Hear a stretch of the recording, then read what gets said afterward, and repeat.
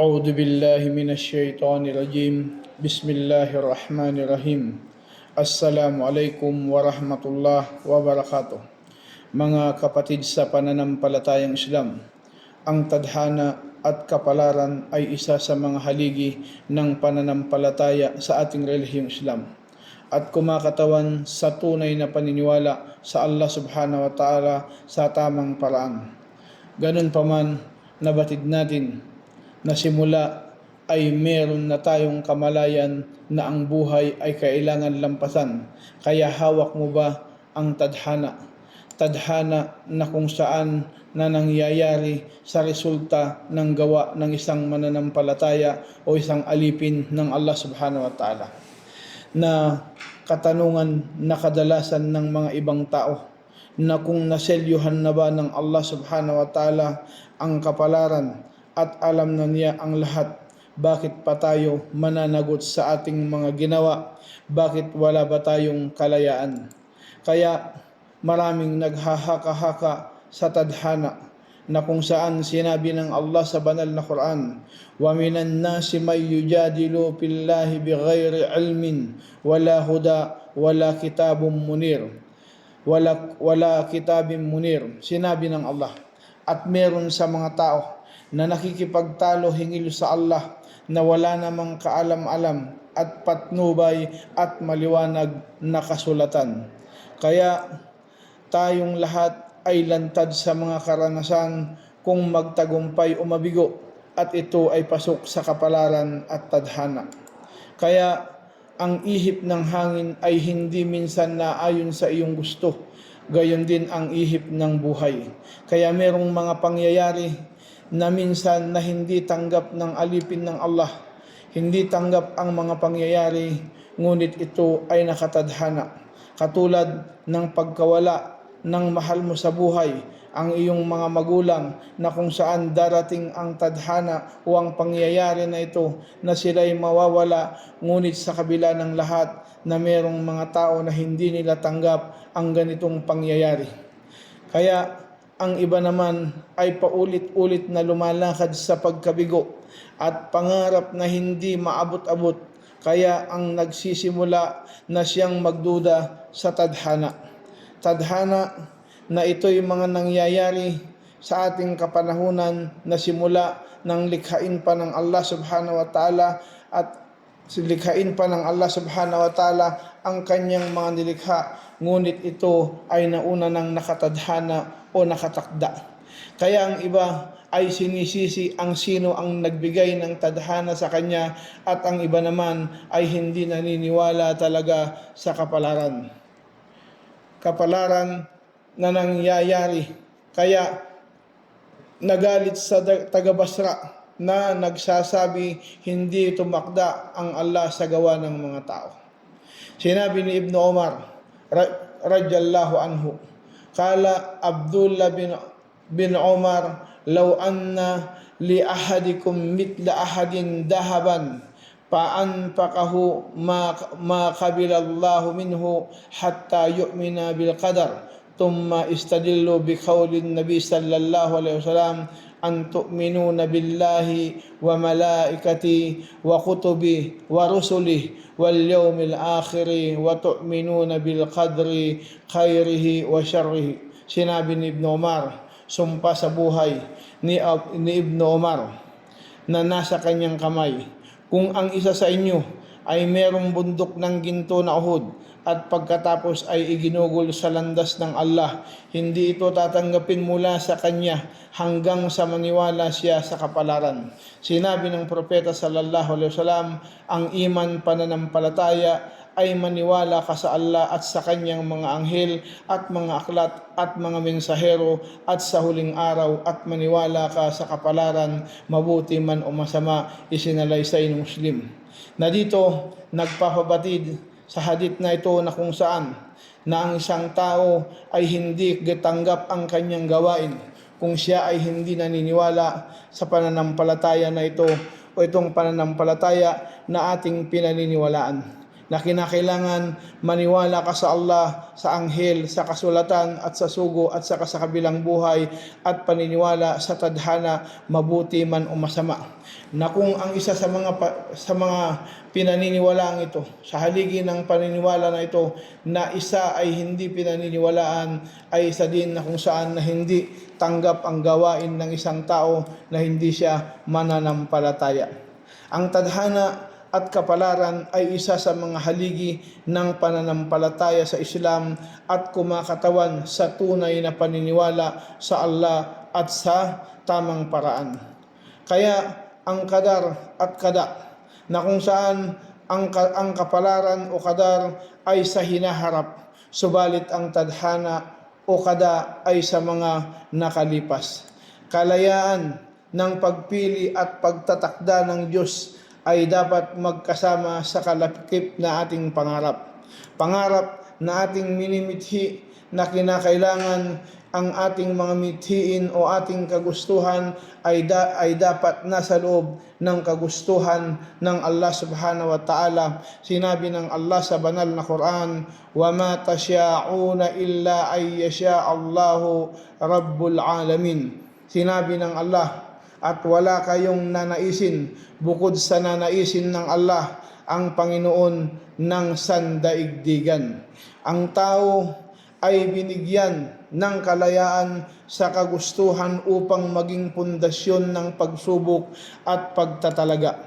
Pagsubok sa mga nilikha ng Allah subhanahu wa ta'ala, pagsubok na kung ito'y ating malalampasan, malalampasan ang pagsubok na ito sa kung saan sa ating pananalig sa Allah subhanahu wa ta'ala, ang ating sandigan ay ang Allah subhanahu wa ta'ala. Kaya pagsubok sa mga nilikha, sinabi ng Allah sa banal na Quran, huwalladhi khalaqas samawati wal arda fi sittati ayyam wa kana arshuhu 'alal ma liyabluwakum ayyukum ahsanu amala wala in qulta innakum mab'uthuna min ba'dil mauti layaqulanna alladhina kafaru in hada illa sihrun mubin. Sabi ng Allah sa Quran, at siya ang yaong naglikha ng mga langit at lupa sa loob ng 6 na araw habang ang kanyang luklukan ay nasa ibabaw ng tubig upang susubukan niya kayo kung sino sa inyo ang may pinakamainam na gawa. At kung inyong sasabihin, katotohanan kayo ay bubuhayin muli matapos ng kamatayan, sadyang sasabihin ng mga yaong nagtakwil, hindi ito kundi isang malinaw na salamangka. Mga salita na kung saan ng mga taong tumakwil na hindi naniwala sa mga pangyayari na itinakda ng Allah subhanahu wa ta'ala at sa mga resulta ng kanilang mga pinaggagawa, ang paunang kaalaman ng Allah na makapangyarihan sa hinaharap at kinalalabasan at nakalipas ang dapat pipiliin ng tao ng buong kalooban. Pipiliin ng tao ng buong kalooban, kaya ang tao ay mayroong malayang magpasya sa kinalabasan ng mga pangyayari upang tingnan kung siya ba ay nasa loob ng batas ng Allah, sa batas ng Allah na sumusunod, na tumatalima sa kaisahan ng Allah subhanahu wa ta'ala at dumadakila sa kadakilaan at kataas-taasan ng Allah subhanahu wa ta'ala na hindi natin itambal. Kaya ang kapalaran ay dapat na ayon sa gusto ng Allah subhanahu wa ta'ala na sinabi ng Propeta Muhammad sallallahu alaihi wasallam na inulat ni Abu Hurairah radhiyallahu anhu an Abi Hurairah radhiyallahu anhu qala an-nabi sallallahu alaihi wasallam yaqulu Allah ta'ala ana inda danni abdi bih wa ana ma'ahu idza dzakarani fa in dzakarani fi nafsihi dzakartuhu fi nafsi wa in dzakarani fi mala'in dzakartuhu fi mala'in khairin minhu wa in taqarraba ilayya bi shibrin taqarrabtu ilayhi dira'an wa in taqarraba ilayya dira'an taqarrabtu ilayhi ba'an wa in atani yamsi ataituhu harwalatan. Inulat ni Abu Abu Hurairah radhiyallahu anhu na sinabi ng propeta sallallahu alaihi wasallam, ako ay batay sa palagay ng aking alipin tungkol sa akin, at ako ang kanyang kasama kapag inaalala niya ako, at kapag inaalala niya ako sa kanyang sarili, aalalahanin ko rin siya sa aking sarili, at kapag inaalala niya ako sa kapulungan, aalalahanin ko rin siya sa isang kapulungan na mas mainam pa kaysa kanila. At kung lumapit siya sa akin ng isang dangkal, lalapit rin ako sa kanya ng isang bisig, at kapag lumapit siya sa akin ng isang bisig, lalapit rin ako sa kanya ng isang dipa, at kapag lumapit siya sa akin na lumalakad, lalapit rin ako sa kanya na tumatakbo. Isinalaysay ni Bukhari at Muslim. Kaya mga kapatid sa pananampalatayang Islam, na makita natin na hadith na inulat ng Propeta Muhammad na sallallahu alaihi wasallam, nababatay sa atin kung ano ang ating pagpalagay sa Allah subhanahu wa ta'ala, na kung saan ipagkakalob niya ang ating mga kahilingan, ipagkakalob niya ang lahat na kung saan naayon sa palagay natin sa Allah subhanahu wa ta'ala. Kaya palagay na kabutihan, palagay na tama sa Allah subhanahu wa ta'ala, kapalaran ng tagumpay, kaligayahan at kabuhayan ay merong mekanismong gumagana sa buhay ng bawat isa sa atin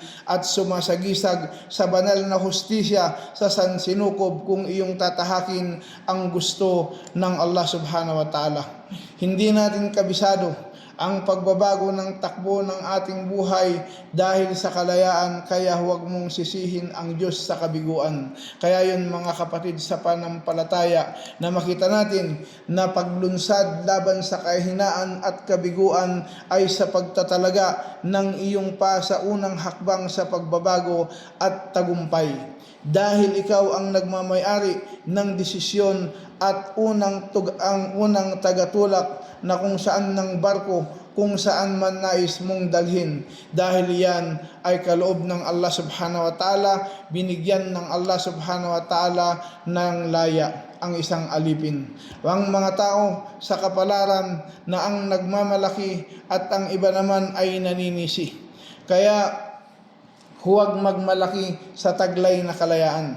Sinabi ng Allah sa Quran, alladhi 'allama bil kalam, 'allama al insana ma lam ya'lam, qalla innal insana la yatgha ar-ra'ahu istagna, inna ila rabbika laruj'a. Sinabi ng Allah sa banal na Quran, ang yaong nagturo sa pamagitan ng panulat, tinuruan ang tao sa anumang hindi pa niya nalalaman. Aba, hindi katotohanan ang tao ay talagang lumalabag dahil sa nakitang kasaganahan sa sarili, katiyakan tungo sa iyong Panginoon ang panunumbalik. Mga tao na kung saan nagmalaki sa Allah subhanahu wa ta'ala, na dahil sa tinamasa nilang biyaya o pagpapala ng Allah, na nakalimot nila na sila'y nakalimot, na sila'y babalik at haharap sa Allah subhanahu wa ta'ala. Kaya ang iba ay naninisi sa kapalaran ng Allah. Sinabi nga ng Allah sa Quran, la yas'amul insana min du'ail khairi wa in massahu syarru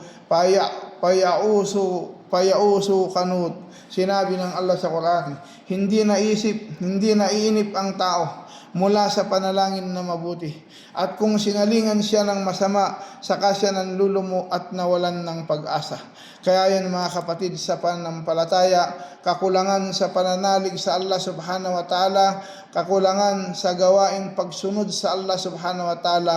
Kaya kung saan nag-alinlangan, naghaka-haka sila sa tadhana, sinabi ng Allah sa Quran, wala in afaqnahu rahmatan minna min ba'di darra'an massathu la yaqulanna hadali wa ma adunnu sa'ata qa'imatan wala in ruji'tu ila rabbi innali indahu lahusna palanubayyana alladhina kafaru bima amilu walanudhikannahum min adabin ghalid. Sabi ng Allah sa Quran, at kapag ipatikim namin sa kanya ang habag mula sa amin, Matapos ng kagipitan na sumaling sa kanya, sadyang sasabihin nila, ito ay para sa akin at hindi ko inaakala na ang oras ay tatayo at kapag pinabalik ako tungo sa aking Panginoon, sadyang magkakaroon lang ako sa kanyang piling ng napakaganda.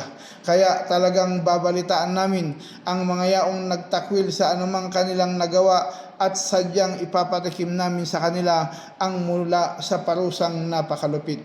Kaya mga kapatid sa pananampalataya, parusa ng Allah subhanahu wa ta'ala sa mga taong nakalimot, sa mga taong sumuway. Kaya piliin natin ang kalooban ng Allah subhanahu wa ta'ala.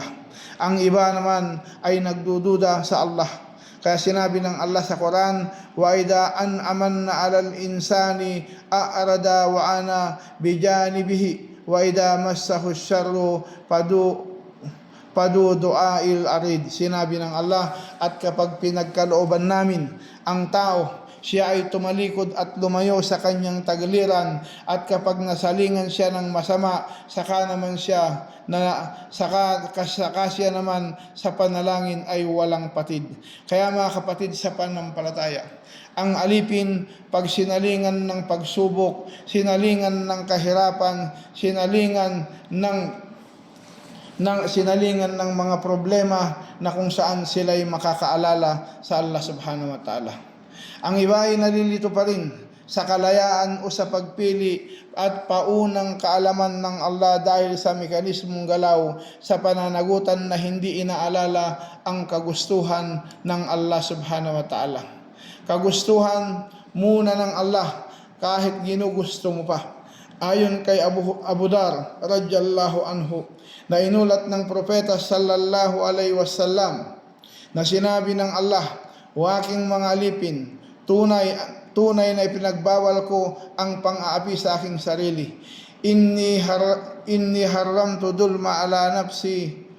Sinabi niya, at pagkatapos at pinagbawal ko rin ito sa pagitan ninyo, kaya huwag ninyo itong apihin ang bawat isa.